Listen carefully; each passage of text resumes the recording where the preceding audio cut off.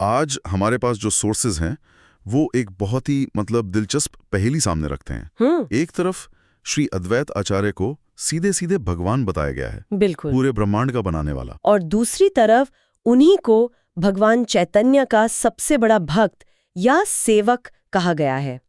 अब ये दोनों बातें एक साथ सच कैसे हो सकती हैं? यही तो सबसे बड़ा सवाल है। हाँ, मतलब ये एक गहरा विरोधाभास है।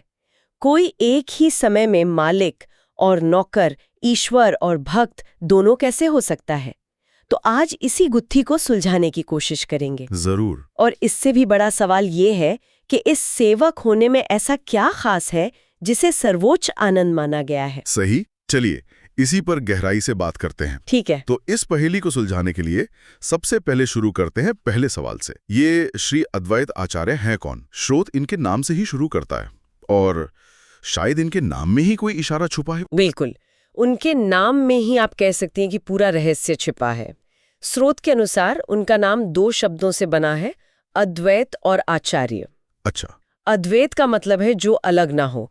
उन्हें अद्वैत इसलिए कहा जाता है क्योंकि वे परम भगवान हरि से अलग नहीं हैं, उनसे अभिन्न है। अभिन्न है, ओके। और आचार्य का मतलब है जो आचरण करके सिखाए। उन्हें आचार्य इसलिए कहा गया क्योंकि उन्होंने भक्ति के रास्ते का प्रचार किया। तो उनके नाम में ही ये दोहरापन है, वो ईश्वर भी हैं और गुरु भी। बिल्कुल। एक मिनट, मुझे यहाँ कुछ समझने में दिक्कत हो रही है। अगर वो ईश्वर से अद्वैत हैं, मतलब अलग नहीं है, तो फिर उन्हें महाविष्णु का अवतार क्यों कहा गया? अवतार तो किसी का अंश होता है ना? ये बहुत अच्छा सवाल है और ये इस विषय की गहराई को दिखाता है। देखिए, स्रोत इस बात को साफ करता है कि वे महाविष्णु के ही अवतार हैं, लेकिन यहाँ अवतार का मतलब सिर्फ एक अंश नहीं है। उन्हें महाविष्णु का प्रत्यक्ष अवतार कहा गया है। प्रत्यक्ष अवतार? हाँ, या कह सकते हैं एक दूसरा रूप। ये ऐसा है जैसे एक मोमबत्ती से दूसरी मोमबत्ती जलाई जाए। दोनों की शक्ति एक समान है, लेकिन फिर भी वे 2 हैं। समझ गया। इसी तरह श्री अद्वैत आचार्य महाविष्णु से अलग नहीं है, बल्कि उन्हीं का एक विशेष रूप है जिनका एक खास काम है। और वो खास काम है? ब्रह्मांड का निर्माण करना। हाँ, बिल्कुल। स्रोत बताते हैं कि अपनी बाहरी ऊर्जा, जिसे माया कहते हैं, उसके माध्यम से वे अनगिनत ब्रह्मांडों का निर्माण करते हैं और उनका पालन पोषण भी करते हैं। ठीक है, तो हमारी पहेली का पहला हिस्सा साफ हुआ। वे कॉस्मिक लेवल पर शक्तिशाली है, ब्रह्मांड के रचयिता। सही। अब स्रोत में सृष्टि की प्रक्रिया को समझाने के लिए 2 बड़े दिलचस्प शब्द इस्तेमाल हुए हैं, निमित्त कारण और उपादान कारण। ये सुनने में काफी भारी लगते हैं। हाँ, लगते हैं, पर इन्हें एक कुम्हार के उदाहरण से बहुत आसानी से समझ सकते हैं। अच्छा, कैसे? मान लीजिए एक कुम्हार को घड़ा बनाना है। हाँ। तो घड़ा बनाने का जो विचार है, जो इच्छा है, वो निमित्त कारण है, एफिशिएंट कॉज। वो शक्ति जो कहती है एक घड़ा बनना चाहिए। ठीक है। स्रोत के अनुसार महाविष्णु ये भूमिका निभाते हैं। वे अपनी इच्छा या दृष्टि से सृष्टि की प्रक्रिया शुरू करते हैं। और उपादान कारण वो क्या है? उपादान कारण यानी मटीरियल कॉज है वो मिट्टी जिससे घड़ा असल में बनता है, वो कच्चा माल जिसमें आकार लेने की क्षमता हो। तो स्रोत के अनुसार श्री अद्वैत आचार्य वो उपादान कारण है। वे वो दिव्य कॉस्मिक मटेरियल बनते हैं जिससे ब्रह्मांड की रचना होती है।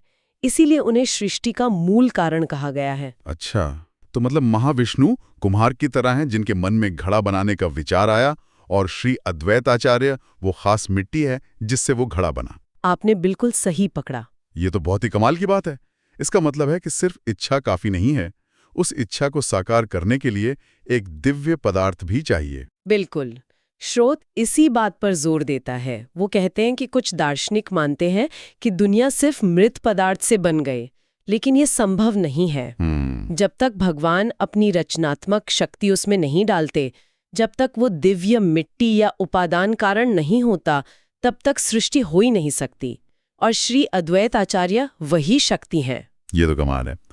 अगर वो इतनी शक्तिशाली हैं, ब्रह्मांड के रचयिता हैं, तो फिर यहीं से वो सवाल उठता है जो सबसे ज्यादा हैरान करता है। कोई इतना शक्तिशाली होकर सेवक क्यों बनना चाहेगा? ये तो पूरी तरह से उल्टा लगता है। और यही हम इस दर्शन के सबसे गहरे और सबसे सुंदर हिस्से में प्रवेश कर रहे हैं। ईमानदारी से कहूं तो ये बात सुनने में थोड़ी अजीब लगती है। आमतौर पर तो हर कोई स्वामी बनना चाहता है, मालिक। सेवक बनने में आनंद कैसे आ सकता है? हाँ बिल्कुल। क्या स्रोत इस पर और रोशनी डालता है कि ये साइकोलॉजिकली कैसे काम करता है? हाँ, और बहुत गहराई से। स्रोत के अनुसार कृष्ण प्रेम का असली स्वाद सेवक होने के भाव में ही मिलता है, स्वामी होने में नहीं। अच्छा। ये आनंद इतना गहरा, इतना शक्तिशाली बताया गया है कि उसकी तुलना किसी और चीज से हो ही नहीं सकती। स्रोत में एक बहुत जबरदस्त तुलना की गई है। वो क्या? वो कहते हैं कि ब्रह्म में विलीन हो जाने का जो आनंद है, अगर उससे करोड़ों गुना भी बढ़ा दिया जाए। करोड़ों गुना? हाँ, करोड़ों गुना, तो भी वो इस सेवक भाव के आनंद के महासागर की एक बूंद के बराबर भी नहीं हो सकता। एक बूंद के बराबर भी नहीं? ये तो बहुत बड़ा दावा है। क्या स्रोत इस बात को साबित करने के लिए कुछ उदाहरण देता है? सिर्फ एक दार्शनिक बात तो नहीं ही है। नहीं, ये सिर्फ दर्शन नहीं है। स्रोत इसे साबित करने के लिए एक के बाद एक कई उदाहरण देता है। जैसे? सबसे पहले नंद महाराज का उदाहरण लेते हैं, जो कृष्ण के पिता हैं।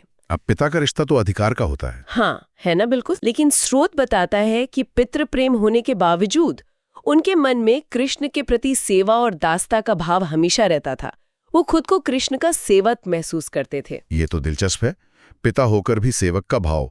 और दोस्तों के बारे में क्या? और भी ज्यादा हैरान करने वाला, कृष्ण के दोस्त जो उनके साथ खेलते हैं, लड़ते झगड़ते हैं, उनके कंधों पर चढ़ जाते हैं, मतलब पूरी तरह बराबरी का रिश्ता।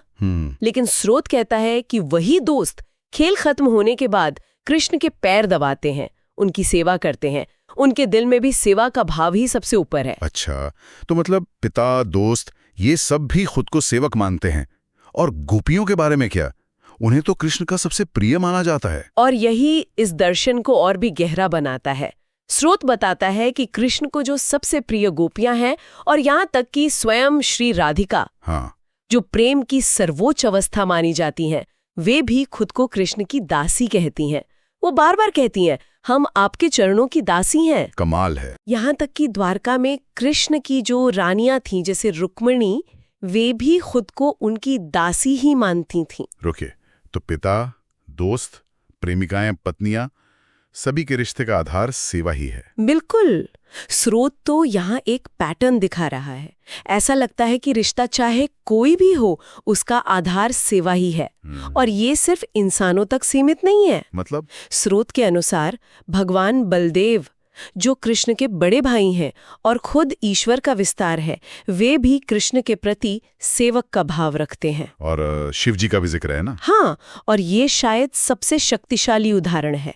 भगवान शिव, जिन्हें रुद्र भी कहा जाता है, वो कृष्ण प्रेम में इतने मग्न हो जाते हैं कि बिना कपड़ों के नृत्य करने लगते हैं, कृष्ण के गुणों का गान करते हैं। सच में? हाँ, स्रोत कहता है कि सदाशिव हमेशा यही कहते हैं, मैं भगवान कृष्ण का सेवक हूँ। ये दिखाता है कि इस दर्शन में सेवा का भाव सर्वोच्च है, किसी भी दूसरे रिश्ते या पद से ऊपर। अब मुझे ये पहली धीरे धीरे समझ आ रही है। श्री अद्वैत आचार्य, जो खुद महाविष्णु हैं, वो भी इसी सर्वोच्च आनंद का अनुभव करने के लिए सेवक का भाव अपनाते हैं। बिल्कुल सही। तो इस सेवक भाव के अलावा उनका पृथ्वी पर आने का कोई खास मिशन भी था? हाँ, और ये उनकी लीला का सबसे महत्वपूर्ण हिस्सा है। स्रोत में ये बात बहुत जोर देकर कही गई है। क्या था वो मिशन? उनका मिशन था स्वयं भगवान को पृथ्वी पर बुलाना। अच्छा। उन्होंने गंगा जल और तुलसी के पत्तों से कृष्ण की पूजा की और उन्हें इतनी जोर से, इतनी पीड़ा से पुकारा कि उनकी पुकार सुनकर भगवान चैतन्य महाप्रभु को पृथ्वी पर अवतरित होना पड़ा। वो ही भगवान को धरती पर लाने का माध्यम बने। तो एक तरह से उन्हीं की वजह से भगवान चैतन्य आए। और भगवान चैतन्य के आने के बाद उनकी क्या भूमिका रही? भगवान चैतन्य के आने के बाद श्री अद्वैत आचार्य ने उनके मिशन को फैलाने में मदद की। उन्हीं के माध्यम से भगवान चैतन्य ने संकीर्तन आंदोलन, भगवान के नामों का कीर्तन, हाँ, उसे पूरी दुनिया में फैलाया और लोगों का उद्धार किया। उन्होंने भगवद गीता और श्रीमद् भागवतम जैसे ग्रंथों की व्याख्या भक्ति के नजरिए से की, ताकि लोग उनके गहरे अर्थ को समझ सकें। मैंने स्रोतों में एक और बड़ी अनूठी बात पढ़ी। भगवान चैतन्य उन्हें अपना गुरु मानकर सम्मान देते थे, लेकिन श्री अद्वैत आचार्य खुद को भगवान चैतन्य का सेवक मानते थे। ये रिश्ता भी बड़ा अजीब है। बिल्कुल, ये आध्यात्मिक शिष्टाचार का एक अद्भुत उदाहरण है। भगवान चैतन्य श्री अद्वैत आचार्य को अपने गुरु का शिष्य मानकर उन्हें अपना गुरु मानते थे। लेकिन श्री अद्वैत आचार्य इसके ठीक उलट भगवान चैतन्य को अपना स्वामी मानते थे और खुद को उनका सेवक। वो इस सेवक भाव के आनंद में इतने डूब जाते थे कि वे खुद को भूल जाते थे। कमाल है। और सबसे यही कहते थे कि तुम सब श्री चैतन्य महाप्रभु के सेवक हो।